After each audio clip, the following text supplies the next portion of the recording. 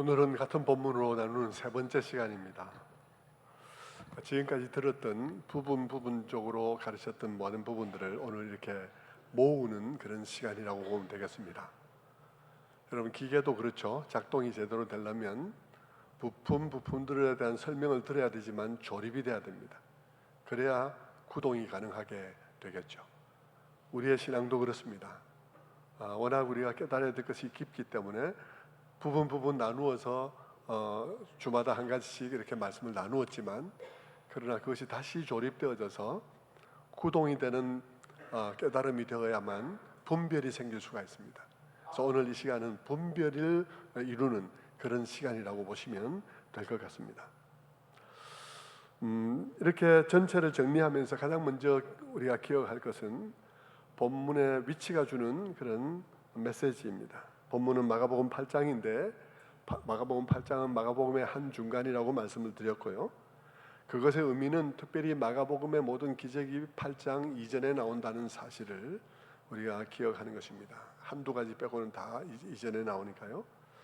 그 모든 것을 통해서 우리가 자연스럽게 내릴 수 있는 결론은 뭐냐 그러면 제자들이 그 모든 기적의 현장에 있었고, 그런 의미에서 제자들은 이 세상에서 가장 많은 기적을 본 사람들이라는 것입니다. 그러니까 이 세상에서 더 이상 기적을 볼 필요가 없는 사람들이 있다면 제자들이 그런 사람들이라는 말씀이죠. 그런데도 8장까지 계속되는 것이 있습니다. 8장까지 줄곧 계속되는 것은 무엇이냐 그러면 주님의 안타까움입니다. 무슨 안타까움입니까? 그것은 그 모든 기적과 그 모든 체험에도 불구하고 제자들에게 믿음이 생기지 않았다는 것입니다. 눈이 열리지 않았으니까, 그것을 보았지만 돌아서면 기억됨이 없고, 기억됨이 없으니까 하나도 적용됨이 없고, 적용됨이 없으니까 믿음으로 살아가는 일이 불가능합니다. 마치 아무것도 본 것이 없는 사람처럼 똑같이 일상 속에서 똑같이 당황하고 똑같이 두려움에 사로잡힙니다. 당황하고 두려움을 느끼는데 조금도 주저함이 없습니다. 뭔가 그래 우리가 예수님이 계시잖아 하고 멈칫하는 당황함에 멈칫함이 없고 두려움에 멈칫함이 없습니다. 이것을 가만히 생각해 보면 믿음에 대해서 많은 생각을 하게 됩니다. 무슨 생각을 하게 됩니까? 이런 생각을 해볼 수 있습니다. 제자들이 그 기적의 현장에 있을 때 충격받지 않았을까? 당연히 충격을 받았을 것입니다. 그들이 와 정말 대단하다 그러면서 감탄하지 않았을까? 감탄했겠죠. 놀라움에 빠져서 얼이 빠져가지고 그 현상에 몰입하지 않았을까? 몰입했을 것입니다. 사람들이 환호할 때 환호하지 않았을까? 환호했을 것입니다. 그들이 거기서 기뻐하지 않았을까? 기뻐했을 것입니다. 계속 그분을 따라다니고 싶지 않았을까? 따라다니고 싶어 했을 것입니다. 그런데 놀라운 것은 그 모든 것이 다 믿음이 아니라는 것입니다. 그게 놀라운 일이죠. 그 모든 게 다 믿음이 아니라는 것이죠. 성도 여러분, 놀라운 것을 보고 놀라지 않을 사람 있습니까? 충격적인 일을 보고 충격 안 받을 사람 있습니까? 그런 것을 보고 다 지금까지 무슨 일이 일어나고 있는지 다 잊어버리고 몰입할 것입니다, 사람들은. 그런데 그 일은 불신자도 한다는 것입니다. 믿음은 그런 놀람이나 흥분이나 기쁨이 아니라 내 안에서 일어나는 의식의 변화요, 마음의 변화입니다. 그 의식의 변화와 마음의 변화가 나의 일상 속에 미미하나마 적용되어지는 것이죠. 나의 일상 속에서 그분의 그분 되심이 조금이나마 조금 더 믿어지고 기대어지고, 나의 일상의 폭풍 속에서 그분이 생각나고 적용되기 시작하는 것입니다. 인생의 폭풍이 닥칠 때 주님이 계시지, 기도해야 되겠구나 하고 기도의 자리로 나아가게 되는 것이고, 그런 폭풍 속에서도 주님은 지금 다스리고 계셔 하고 자기의 마음을 달래어주는 그런 것이 있는 것이죠. 그렇게 이해하고 보면 우리는 믿음이 아닌 것을 믿음이라고 생각하는 경우들이 많이 있겠구나 하는 것을 생각할 수가 있습니다. 성도 여러분, 이렇게 우리에게는 열광과 감동과 흥분과 충격같이 믿음이 아닌 것을 믿음으로 생각하는 경우도 있지만, 오늘 본문에는 또 다른 경우도 나타나는데, 그것은 믿음이 맞기는 맞는데 온전치 않은 믿음, 제대로 되지 않은 믿음을 진짜 믿음인 줄 알고 열심을 내는 경우들이 그것입니다. 1단계, 주님이 1단계 안수에 해당되는 베드로의 고백 이후에 주님께서 경계하신 것이 바로 그것인데요, 그것은 아무리 많은 그 경계를 한 것이 바로 그것이죠. 성도 여러분, 아무리 많은 기적을 보더라도 눈이 열리는 기적이 일어나지 않으면 믿음은 생기지 않습니다. 그때 그 현장에 있었다는 것, 그리고 그때 마음이 흥분됐다는 것, 마음에 감동받았다는 것, 그거 아무것도 아닙니다. 그런 경험, 그것이 아무것도 아니라는 것은 무엇을 말하느냐 그러면, 여러분이 그런 거 경험하겠다는 생각으로 막 온데 돌아다녀도 절대 믿음 안 생긴다는 것입니다. 그게 아무 소용이 없다는 거예요. 그것하고는 별개로 눈이 열리는 은혜가 있어야 된다는 것입니다. 그 눈이 열리는 은혜가 지금 있어야 되는 것이죠. 영적 눈을 뜨는 역사가 일어나야 하는 것입니다. 그런데 여러분, 어느 순간 눈이 열리면 어떻게 되나요? 눈이 열리면 그분이 나의 구주이심을 고백하게 될 것입니다. 그리고 그것이 내 마음에 담겨지고 적용도 하게 될 것입니다. 그것은 어마어마한 축복인데요, 그런데 여러분, 그때부터 다른 문제가 생기기 시작합니다. 전에는 눈이 안 떠져서 문제였지 않습니까? 그때는 믿음이 안 생겨서 문제였습니다. 근데 지금은 문제가 뭡니까? 지금은 확실하게 알지도 못하는데 막 나가는 것입니다. 지금은 확실하게 알지도 못하면서 막 나가는 것이죠. 확실하게 알지도 못하는데 다른 줄 생각하는 것입니다.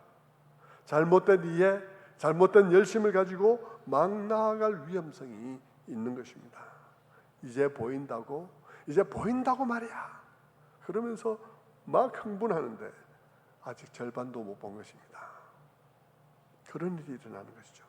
주님은 이게 참 위험하다고 말씀하시는 것입니다. 이게 자신과 교회를 망쳐먹는다는 뜻입니다. 전에는 안 믿어서 문제였는데 이제는 믿는다고 하면서 신앙을 전부 기적 체험으로 만들어버리고 마는 것이죠. 신앙을 온통 기적 체험, 능력 행사로 만드는 사람들 너무나 많습니다. 제가 언제 목회자들의 모임에 갔는데 제가 그 사람을 생각하면 우스운데요, 지금 어떻게 살고 있을까 정말 궁금한데, 그분이 목회자들 모임에서 그랬습니다. 우리 교단의 사람은 아니었는데 예수 이름의 권능에 대해서 얘기를 하면서 막 이렇게 얘기를 하면서, 산에 가서도 막 모기가 달려들 때 모기에게 예수의 이름으로 물러가라 하면 모기가 다 물러간다는 거죠. 굉장히 감동받았습니다. 제가 굉장히 감동받으면서 야, 정말 대단한 믿음이다 생각을 하면서도 고개를 갸우뚱하게 생각하게 되는 것이죠. 성도 여러분, 난 이제 확실하게 믿게 되었다고 간증하는데 뭔가가 이상한 거예요. 늘 뭐 능력 얘기하고 늘 기적 얘기만 하는 것입니다. 그래서 목사가 조금이라도 제지하려고, 집사님 너무 그렇게 하지 마시고 조금 차분하게 깨달아가면서 생각하면서 신앙생활 하세요, 이렇게 얘기하면 이 사람 눈이 눈을 희번덕거리면서 말하는 것입니다. 아, 이 목사 정말 믿음 없네, 목사 때문에 이 교회에서 신앙생활 못하겠다, 이렇게 되는 것이죠.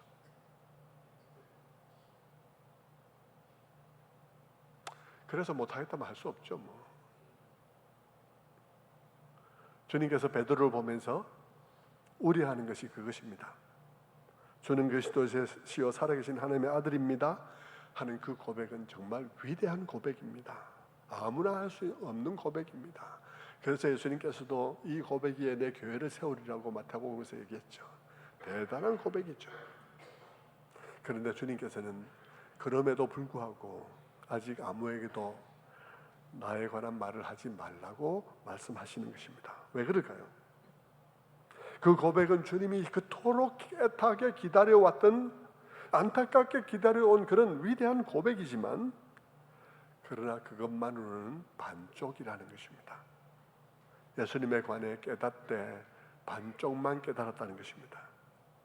우리에게 충격적인 것은 이 고백은 정말 기독교 신앙의 가장 최고봉의 고백이라고 우리가 믿고 있고, 예수님도 이 고백 위에 교회를 세우리라고 말씀하셨는데, 근데 이 고백이 반쪽 신앙이라고 말하고 반은 소경인 신앙이라고 말씀하고 있으니 우리는 놀랄 수밖에 없는 것이죠. 주님이 자신에 대해서 아직 말하지 말라, 전하지 말라 한 것은 이것만 아는 것으로 교회를 세우면 그 교회가 다 망해버리기 때문인 것입니다.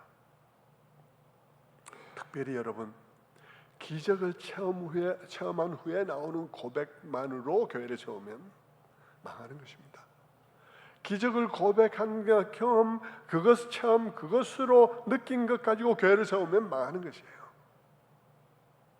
그런데 그렇게 세워진 교회 너무 많습니다. 사람들이 너무 열광하죠. 너무 쉽잖아요. 너무 좋잖아요. 너무 좋고 너무 쉬우니까 너무 많은 사람들이 그게 모이죠. 사람이 많이 모였다는 게 중요한 게 아니고요, 왜 모였나가 중요합니다. 성도 여러분, 주님은 기적 때문에 눈이 열리는 걸 열릴 수 있고, 기적 때문이 아니라 기적을 보고 눈을 열어주시면 기적을 보고 주님이 누구신지를 고백하게 되는 거 좋지만 그렇게만으로는 안 된다는 것입니다. 그건 너무 위험하다는 것이죠. 성도 여러분, 오늘 이것은 우리들에게 많은 분별을 제공해 줍니다. 깊이 생각해 보면 여기에는 예리한 분별이 있어요. 성도 여러분, 이런 신앙을 가지고도 잘못될 수 있다는 말, 그 말은 무슨 뜻이겠습니까? 주는 그리스도시요 살아계신 하나님의 아들입니다는 그 고백으로 잘못될 수 있다는 말 무슨 말일까요? 우리 주변을 한번 돌아보십시오. 우리 주변을 돌아보면 신앙이 있다고 하는데 실제로도 신앙이 있기도 한데 무언가 잘못된 경우를 볼 수 있지 않습니까? 예수님을 그리스도라고 고백하면서도 그 예수를 늘 어떤 예수로만 생각하고 있나 하면 늘 능력과 기적을 베푸시는 분으로만 아는 그런 신앙인들을 많이 보는 것입니다. 그래서 늘 입만 열면 예수 믿으면 잘 되고, 예수 믿으면 병 낫고, 예수 믿으면 문제가 쉽게 해결되고, 그런 예수를 전합니다. 입만 열면 영권을 주시고 물권을 주시고, 그런 승리주의적인 예수를 전하는 사람들이 너무나 많습니다. 여러분, 영권, 물권 말하면 일단 약간 갸우뚱해야 되는 것입니다. 승리주의적 기독교를 가르칠 가능성이 굉장히 높기 때문이에요.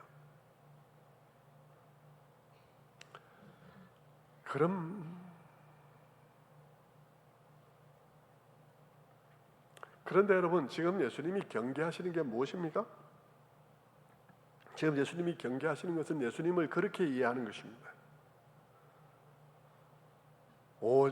바람과 파도도 잔잔케 하고 죽은 자도 살리시고 오병이의 기적도 일으키시고 그렇게만 주님을 아는가? 그런 능력의 주님, 기적의 주님으로 주님을 이해하는 것은 비록 완전히 잘못된 것은 아니지만 주님을 심각하게 오해하는 것이기도 합니다. 그리고 그런 식의 고백 위에 교회를 세우면 그 기독교는 망하는 것입니다. 여러분, 사람들은 그런 신앙에서 처음에는 막 힘있게 살아가겠죠. 못 모르고. 그런데 그게 현실에 맞지 않는, 현실하고는 막 안 맞는 신앙이라는 것을 알게 될 것입니다.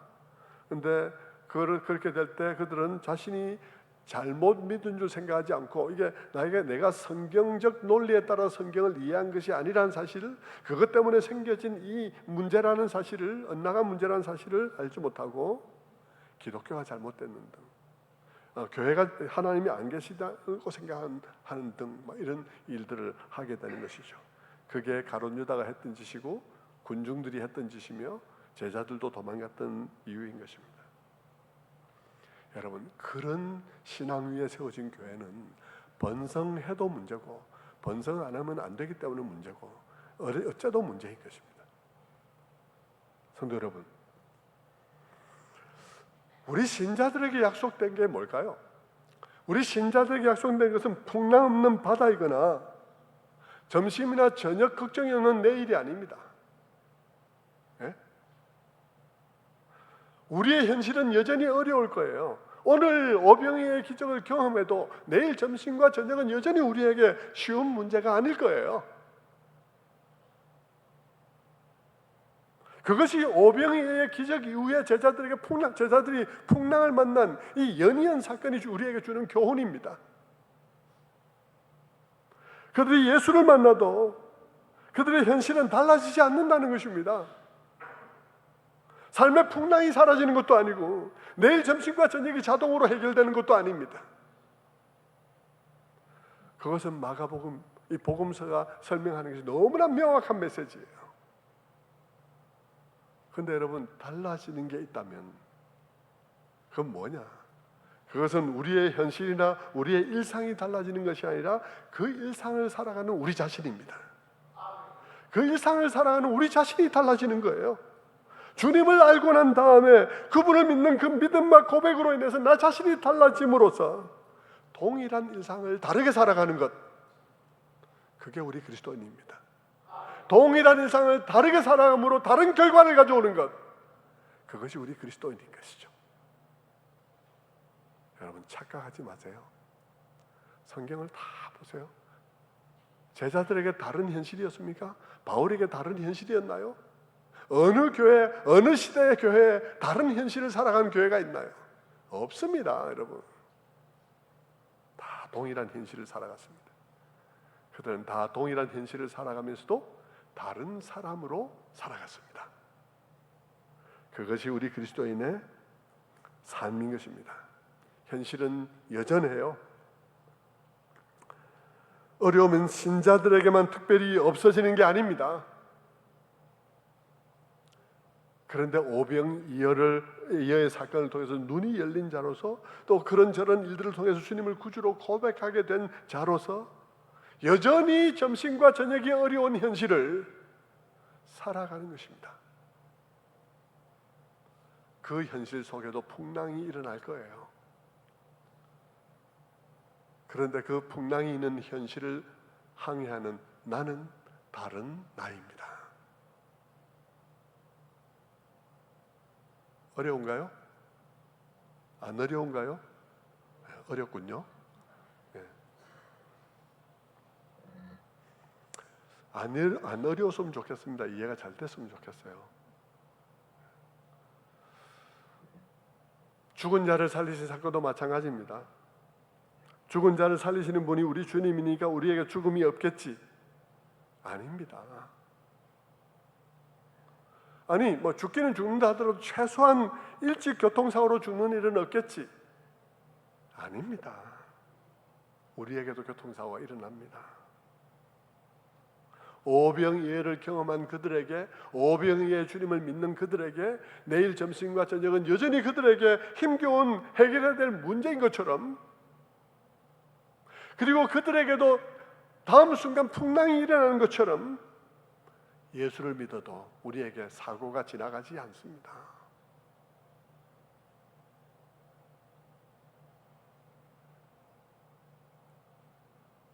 다른 게 있다면 그런 현실을 마주하는 우리 자신입니다. 우리 자신 안에 믿는 바가 있다는 것입니다. 그분을 믿는 신앙입니다. 어떤 그분입니까? 죽은 자에게 명하면 생명이 돌아오는 그분입니다. 그분을 믿는 신앙이 내 안에 있는 것입니다. 현실은 달라지지 않았기 때문에 폭풍도 오고 사고도 나고 다 일어나는데요, 그분이 내 안에 있기 때문에 그 모든 일 가운데서도 절망하지 않는 것입니다. 그분이 그날에 일어나라 하면 일어날 거니까, 그분이 일어나라 하면 생명이 돌아올 거니까, 그분을 믿는 믿음 안에서 오늘을 살아가는 것입니다. 그래서 같은 상황 속에서 다른 사람들은 다 절망하는데 이 사람은 죽음이 출몰하는 현실 속에서 소망을 품는 것입니다. 내가 사랑하는 그 일을 내가 내 생각보다 훨씬 일찍 떠나보냈는데도 절망하지 않는 것입니다.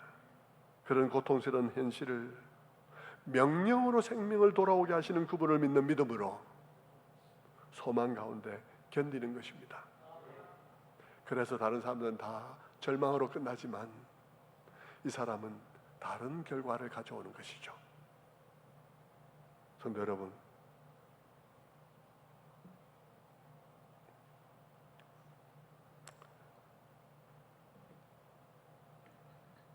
이제는 미국으로 돌아가셨지만 한 6주 동안 연초부터 지금까지 우리 교회 미국에서 자녀 둘을 풍랑에 휩쓸려 최근에 잃어버린 분이 앉아 계셨습니다. 며느리와 손주를 풍랑 속에서 잃어버렸습니다. 저는 그분을 보면서 저는 늘 설교를 준비할 때 생각했습니다. 우리 교회 또 아픔을 안고 있는 분들 다 생각했습니다. 그리고 이 메시지가 조금이라도 정리되어서 그들의 마음이 주님 앞에 신앙으로 다시 모아지기를 기대했던 것이죠. 설교를 준비하면서 울기도 하고 그러면서 메시지를 준비했습니다. 성도 여러분, 풍랑이 없는 삶은 없습니다. 그 풍랑은요, 마지막 날 가면 완전히 잔잔해질 것입니다. 여러분, 계시록을 가면요, 계시록 4장 6절에 하나님 앞에 뭐가 있다고 합니까? 계시록 4장 6절에 이렇게 말합니다. 보좌 앞에 수정과 같은 유리바다가 있고. 여러분, 유리바다 어떤 바다죠? 여러분, 동해안에 가서 정말 잔잔한 날 해가 탁 떠오를 때 그 바다가 정말 잔잔하게 정말 은빛같이 반짝반짝 하는 바다를 보셨습니까? 그런데 그 바다도 여러분 파도가 있습니다. 그런데 여러분, 유리바다는 파도가 없어요. 파도가 없습니다. 아주 미세한 움직임도 없는 바다. 뭘 상징하는 것입니까? 완전하게 제압당해 있는, 여호와 하나님을 대적하는 어떤 것도, 어떤 환경도, 어떤 사고도, 어떤 무엇도 다 완전하게 제압되어진 그런 상황을 보여주는 것입니다.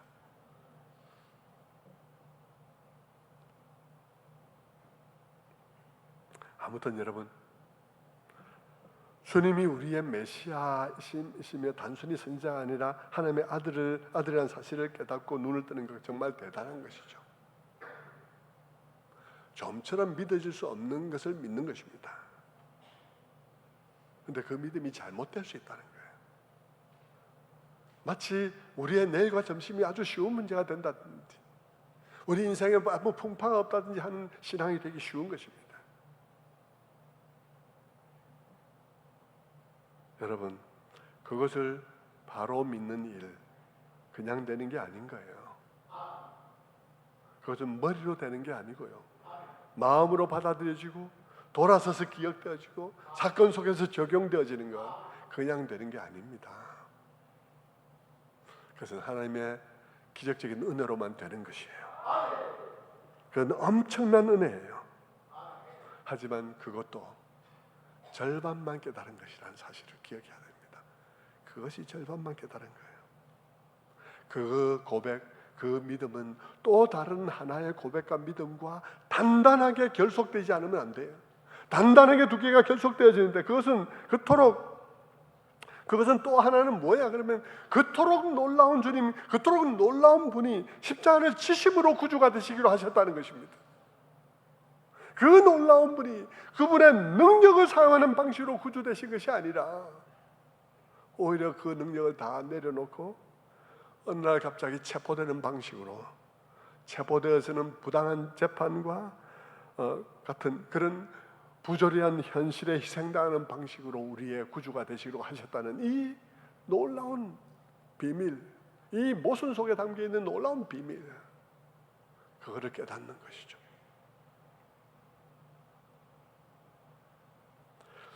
그가 그 놀라운 능력, 지금까지 나타났던 그 놀라운 능력이 있는 분임에도 불구하고 그 능력을 사용하는 대신 오히려 채찍을 맞으시고 각종 조롱과 침뱉음을 당하시고 십자가에서 사람들이 네가 남은 구원하면서도 너는 구원하지 못하는구나 하고 조롱하고 또 사람들이 그를 향해서 말하기를 한번 내려와 봐라. 내려오면 내가 믿어줄게. 그렇게 말할 때에도 내려오지 않는 방식으로 구주가 되셨다는 사실을 묵상해야 되는 것입니다. 내려오지 않는 방식으로 구주가 되셨다는 사실을 묵상해야 돼요. 여러분은 뭘 묵상하십니까? 여러분 묵상하십니까? 여러분 묵상해야 되는 거예요.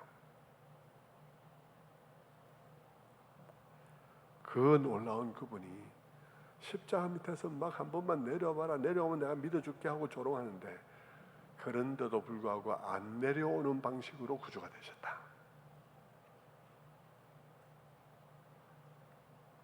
주님은 지금 우리에게 우리가 예수를 능력의 주님으로 믿는 그런 것 말고 바로 그 능력의 주님이 이런 방식으로 우리의 구주가 되셨다는 사실에 대해서 눈이 열리기를 기다리고 있는 것입니다.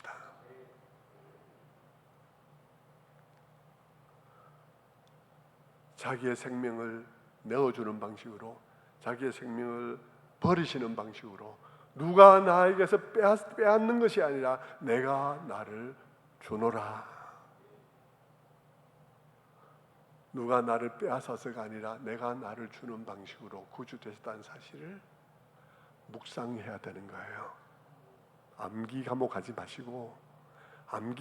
마시고 묵상해야 된다고요.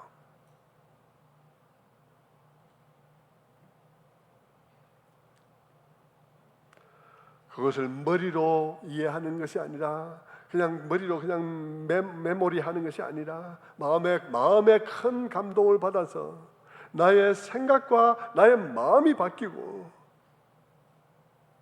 그리고 돌아서서도 기억나고 사건 속에서 적용될 수 있기까지 해야 된다는 것입니다.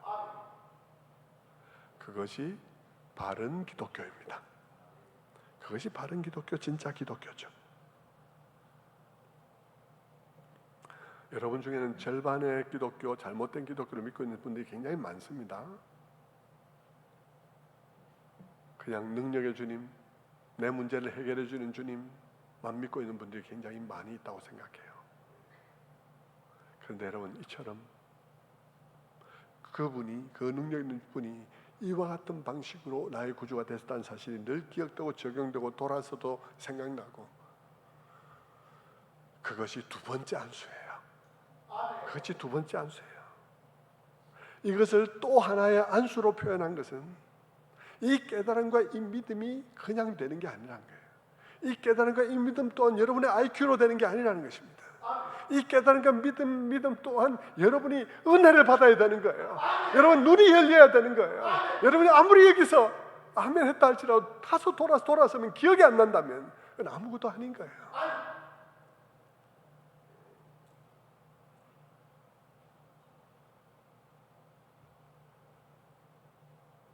이 주님의 그런 놀라우신 주님 되심과 그 주님이 이런 약함과 패배를 통해서 우리의 구주가 되셨다는 이 두 사실이 좀처럼 결합이 되지 않아서 교회들이 그냥 첫 번째 안수만 받고 교회라고 이름하면서 살아가는 교회들이 너무나 많다는 것입니다. 그게 베드로의 지금 상태의 교회인 거예요. 베드로의 지금 상태의 교회, 베드로가 지금 어떻게 하고 있나요? 화를 내면서 주님 앞에, 주님을 옆으로 막 끌고 가가지고 방금 주는 그리스도시요 살아계신 하나님의 아들이라고 놀랍게 고백했지만 주님께서 십자가에 대해서 가르치기 시작하니까 크게 실망해서 주님을 옆으로 끌고 가서 그런 소리 하지 마십시오. 이게 말이 됩니까? 황당합니다. 이러면서 얘기를 하는 것하고 똑같은 상태가 지금 교회라는 것입니다. 너무나 많은 교회가 그런 상태에 있다는 거죠. 그렇다면 여러분, 그런 교회 혹은 이런 베드로에 대한 주님의 반응이 무엇인지를 한번 보겠습니다. 주님의 베드로를 향한 주님의 반응을 보면 그런 교회를 향한 주님의 반응이 무엇일지를 우리는 알 수 있습니다. 베드로를 향해서 주님께서 뭐라 그랬나요? 33절에 이렇게 말씀합니다. 예수께서 돌이키사 제자들을 보시며 베드로를 꾸짖어 가라사대 사단아 내 뒤로 물러가라 네가 하나님의 일을 생각하지 아니하고 도리어 사람의 일을 생각하는도다. 주님은 베드로가 사탄의 영향을 받고 있다고 말씀하십니다. 그러면서 제자를 통해서 제자 행세하고 있는 사단에게 내 뒤로 물러가라고 명령을 하고 있는 것입니다. 좀 심하다 싶은 표현이죠. 주님이 제자에게 사탄 운운했으니까 좀 심하다 싶은 표현 같이 여겨지지만, 그러나 여러분, 이것이 우리에게 가르쳐주는 아주 중요한 한 가지가 있습니다. 적어도 하나는 매우 분명하게 가르쳐줬는데, 그게 뭐냐 그러면요, 사탄이 우리에게 원하는 바가 뭐냐는 것입니다. 사탄이 우리에게 원하는 바가 뭐냐?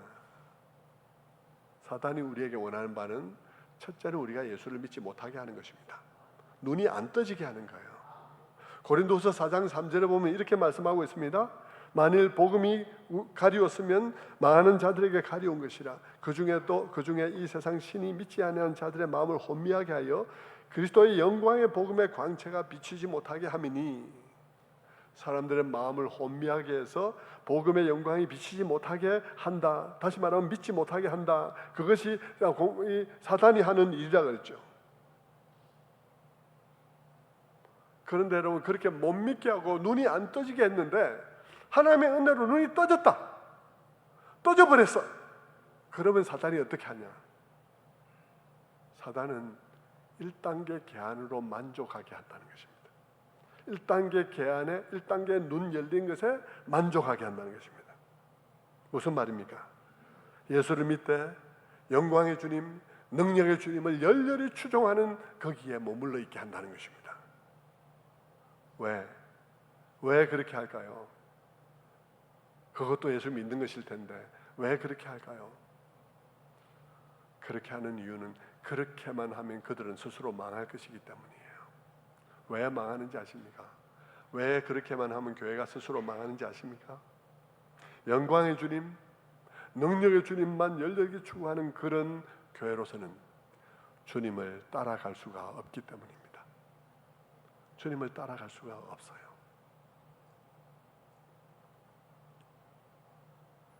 그렇게 믿는다는 것은 우리로 말하자면 예수님이 오셔서 십자가를 지신 것을 안 믿는다는 말이 아니에요. 우리는 믿는다고 말을 할 거예요. 안 믿는다고 말하면 아예 교회가 아니죠. 그래서 믿는다고 할 거예요. 다만 앵무새처럼 머리 없이 그냥 입술로만 아무 마음에 감동 없고 머리에도 뭐 없이 그냥 앵무새처럼 말하는 것입니다. 나 예수 그리스도께서 우리를 위해서 죽으신 것을 믿어. 예수님이 우리의 구주가 되셨잖아요. 십자가를 지시고. 앵무새처럼 머리는 아무것도 안 들어있는데.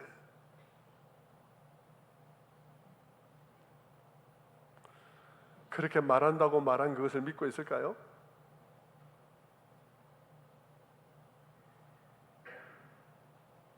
믿는다고 말할 수 없을 것이고요.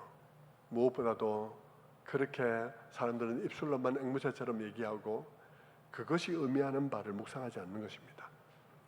그 놀라우신 주님이 그 능력을 내려놓으시고 패배의 방식으로, 약함의 방식으로 우리의 구주가 되셨다는 사실이 오늘 나에게 무엇을 의미하는가? 오늘 우리의 현실 속에서 무엇을 의미하는가? 그것을 묵상하지 않고 그냥 입만 열면 능력 하면서 예수님이 우리를 위해서 십자가를 지셨다고 그냥 말만 하는 것. 그러면서 돌아서면 실제로 믿는 것은 온통 주님이 능력이시고 그 능력이신 나를 잘되게 하실 것이라는 그런 기대와 믿음으로 되어 있다면 그것은 이것을 하나도 묵상한 게 아니라는 것입니다. 그래서 사람들이 막 그런 거죠. 능력의 주님이 하실 것입니다 하면 아멘. 그분이 기적을 베푸실 것입니다. 아멘. 그것밖에 없는 것입니다. 여러분, 능력 하는 집회를 한번 가보십시오. 무슨 말을 하는가? 집회 내내 주님이 다 할 것입니다. 그분이 이루실 것입니다. 믿으면 아멘. 내도 그 소리밖에 안 합니다. 거기 어디 십자가에 대한 깊은 묵상이 있습니까? 그 십자가가 지금 나에게 무슨 의미인가? 거기 어떤 그런 묵상이 있습니까?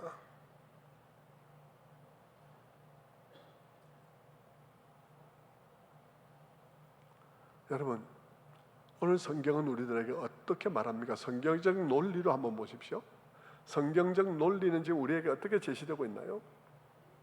베드로가 자신을 그 그리스도이심을 알아보았을 때 그때부터 주님께서는 십자가를 지시는 것에 대해서 말씀하셨는데, 베드로가 그러지 말라고 말리니까 사탄아 물러가라고 책망하시고, 바로 이어서 말하는 말씀이 34절 말씀입니다. 아까는 33절이었죠. 사탄아 물러가라 33절, 34절. 아무든지 나를 따라오려거든 자기를 부인하고 자기 십자가를 지고 나를 따를 것이니라. 왜 사탄아 물러가라 합니까? 능력의 주님만 믿고, 오병이의 주님만 믿고, 그리고 풍랑을 잔잔케 하고 죽은 자를 살릴 그 능력의 주님이 능력의 방식으로 우리의 주님이 되실 것을 믿는 사람은 십자가의 길을 따라올 수 없습니다. 아무든지 나를 따라오자 하는 자는 자기를 부인하고 자기 십자가를 지고 나를 따를 것이니라. 따라갈 수가 없어요. 따라가지 않는 기독교, 따라가지 않는 교회, 실패죠. 그게 사탄이 원하는 바라는 것입니다. 그게 사탄이 원하는 바라는 거죠.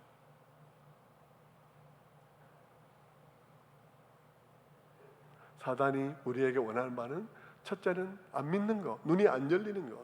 둘째는 눈이 열리면 나무 걸어가는 것을 보나이다, 그 상태에서 만족하는 거. 그것입니다. 입으로 예수께서 우리의 구주가 되셨다고 말하면서도 실제로는 그분의 십자가를 묵상하는 것이 아니라 능력만 묵상하고 기대하는 기독교. 사탄은 그 상태에 머물러 있게 하기를 원하는 것이죠. 그 상태가 바로 베드로의 상태인 것입니다.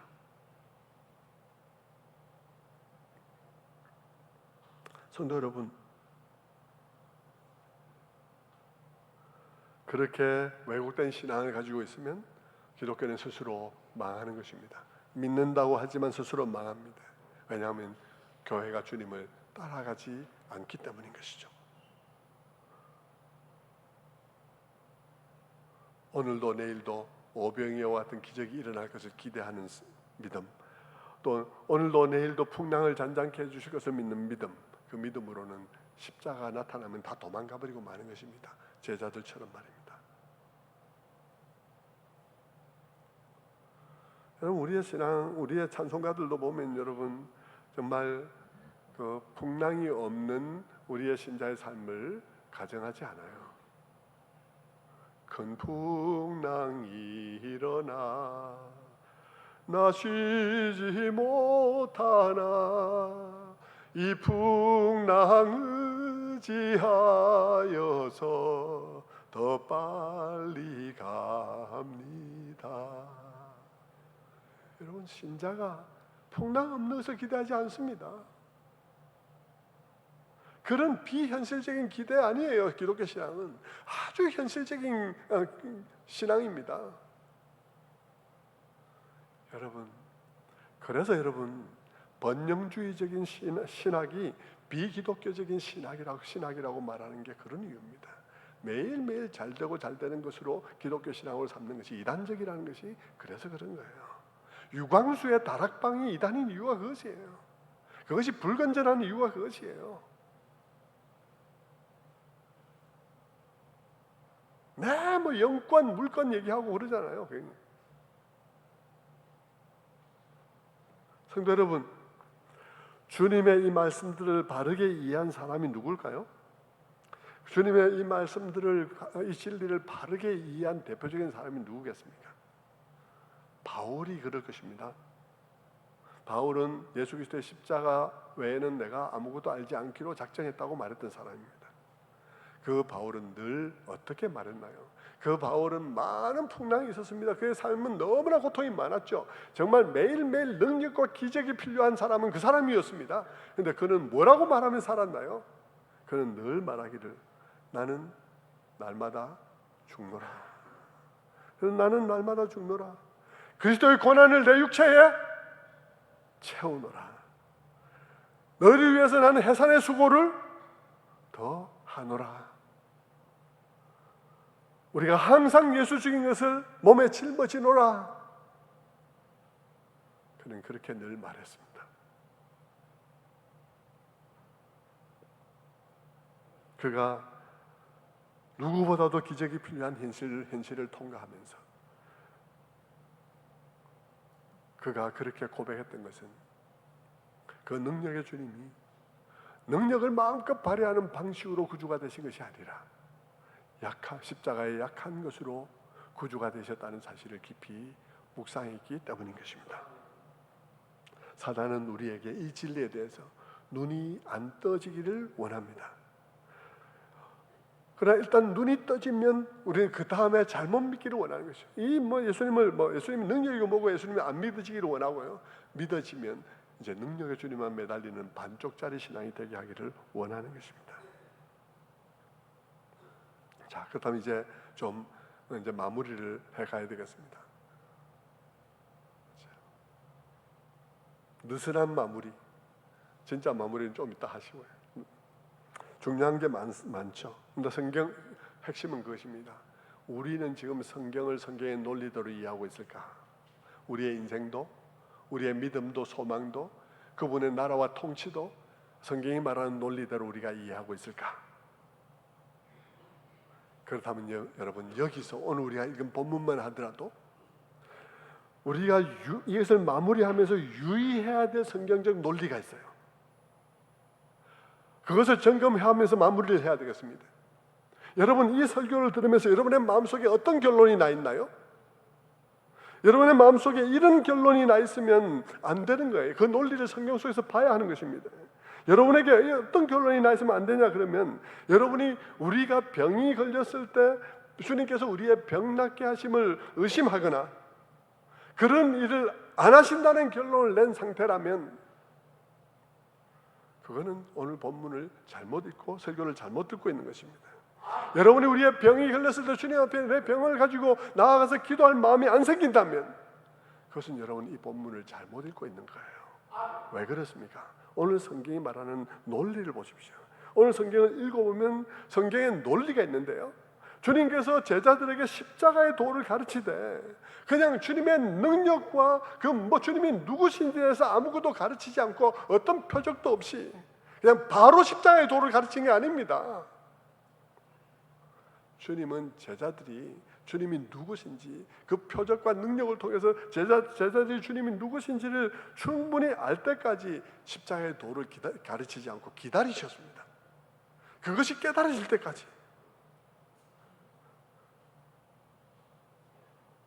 주님은 제자들이 능력의 주님을 충분히 알고 믿게 될 때까지 기다리셨어요. 하나님의 아들이신 메시아라는 사실, 그리고 그분이 명하시면 죽은 자에게 생명도 돌아온다는 사실을 믿을 수 있기까지 기다리셨습니다. 바람과 파도도 잔잔케 하실 수 있는 분이라는 사실을 믿기까지 기다렸습니다. 그것을 마음으로 받아들일 때까지 기다렸죠. 그리고 비로소 십자가에 대해서 말하기 시작했습니다. 여러분, 이 성경적 순서를 무시하지 말아야 한다는 것입니다. 이 성경적 논리가 무시되어서는 안 됩니다. 제자들이 주님이 누구시고 어떤 분이신지 제대로 알고 눈을 떠야 했던 것처럼, 그리고 그들이 눈을 뜨자 그 위에다 십자가의 도를 가르친 것처럼 우리에게도 이 두 가지가 단단하게 결합되어야 하는 것입니다. 어느 하나가 어느 하나를 무시해서 안 되는 것입니다. 어느 하나가 어느 하나를 지워서는 안 되는 것입니다. 그 두 가지가 우리의 마음속에 살아있어야 돼요. 동등하게 살아있어야 되는 것입니다. 주님은 그런 놀라운 분이신데 그 놀라운 분이 자기의 영광과 능력을 내려놓으시고 이 부조리한 현실에 희생되는 방식으로 구주가 되셨다는 것, 그것이 과거에만 아니라 오늘도 그러하다는 사실을 내 마음속에 단단하게 결합시켜야 되는 것입니다. 그것을 결합시키고 단단히 묵상하면 우리 마음에 답이 나와요. 어떤 답이 나옵니까? 병들었을 때 기도할 겁니까? 안 할 겁니까? 당연히 기도해야죠. 주님이 우리에게 긍휼히 여기시면 나을 수 있다는 사실 믿어야 되겠습니까? 안 믿어야 되겠습니까? 당연히 믿어야죠. 그 질병을 가지고 주님 앞에 나와야 될 것입니다. 그런데 기도했는데 낫지 않았다. 어떻게 할 것인가? 시험 받을 것이냐? 당연히 시험 안 받죠. 왜 그렇습니까? 주님이 우리에게 표적이 필요하다는 사실을 알지만 모든 병자 다 고치려는 것은 아니었거든요. 주님 당시에도 이 동네에서 요만큼 고치고 또 다른 동네에서 요만큼 고치고 그렇게 하셨단 말입니다. 우리는 주님께서 오늘도 동일하게 우리에게 하실 것을 믿습니다. 만약 주님께서 우리 가운데서도 그런 것이 필요하다고 여기시면 하실 줄 믿습니다. 그래서 그런 의미에서 내가 기도하면서 나의 경우가 바로 그 표적의 경우가 될 수 있도록 해달라고 기도할 것입니다. 그러나 주님께서 딴 동네로 가셨다고 여기시면, 딴 동네로 가신 케이스라면 그래도 나는 시험 받지 않을 것입니다. 왜냐하면 나는 그분이 나를 낫게 하셔서 그분을 믿는 것이 아니라 그분이 그 능력을 가진 분이 그 능력을 발휘하는 방식으로 나에게 구주가 되신 것이 아니라 그분이 매맞음의 방식으로, 약함의 방식으로, 십자가의 방식으로 나의 구주가 되신 것을 믿기 때문입니다.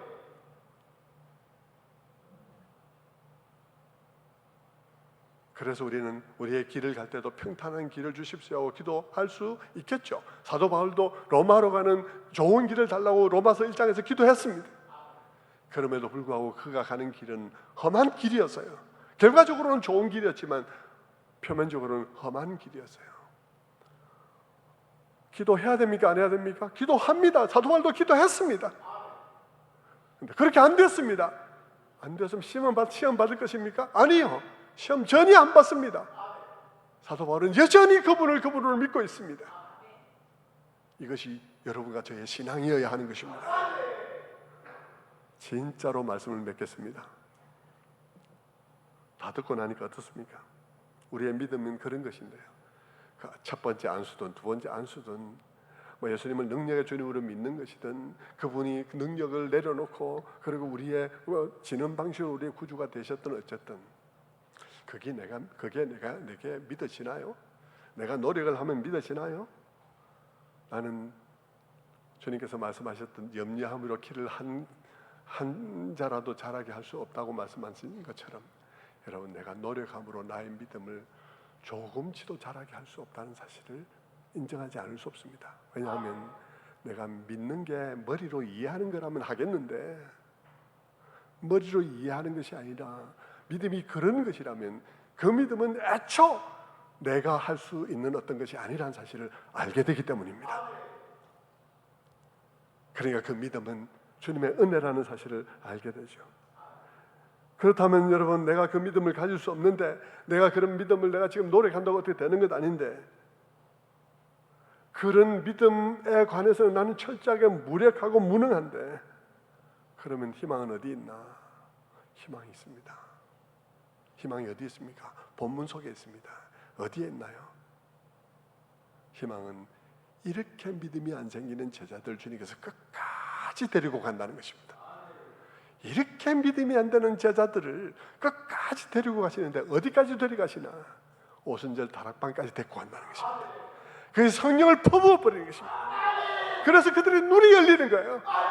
그래서 그들이 담대하게 나와서 복음을 증거하는 자들로 만들기까지 그들을 끌고 가시는 거예요. 그 주님이 우리 주님이라는 것입니다. 그것이 우리의 희망입니다. 그것이 여러분의 희망입니다. 그 사도 바울은 빌립보서 1장에서 이렇게 말합니다. 1장 6절에 너희 속에 착한 일을 시작하시니까 그리스도 예수의 날까지 이루실 줄을 우리가 확신하노라. 요한은 요한복음 13장 1절에서 이렇게 말합니다. 예수께서 세상에 있는 자기 사람들을 사랑하시되 끝까지 사랑하시더라. 그 주님이 여러분의 주님입니다. 그 주님 때문에 우리가 믿을 수 있습니다. 그 주님 때문에 믿기 때문에 우리는 믿음 가지고 겸손해야 하는 것입니다. 기도하시겠습니다. 하나님 아버지, 감사합니다. 오늘도 이와 같이 주님의 말씀 가운데 믿음에 관한 놀라운 비밀들을 깨닫게 해주시니 감사합니다. 주님, 우리의 눈에 안수하여 주시옵소서. 예배 때마다 우리의 눈이 열리게 하여 주시옵소서. 그래서 능력의 주님을 보실 뿐 아니라 그 능력의 주님이 우리에게 어떤 방식으로 주님 되셨는지를 우리가 이해하게 하여 주시옵소서. 그리고 묵상하게 하여 주시옵소서. 그것이 오늘 우리에게 무엇을 요구하고 무엇을 의미하는지 깨달아 알게 도와주시옵소서. 그리하여 주님의 길을 따라갈 수 있게 도와주시옵소서. 감사드리옵고 예수 그리스도를 받들어 기도드리옵나이다. 아멘.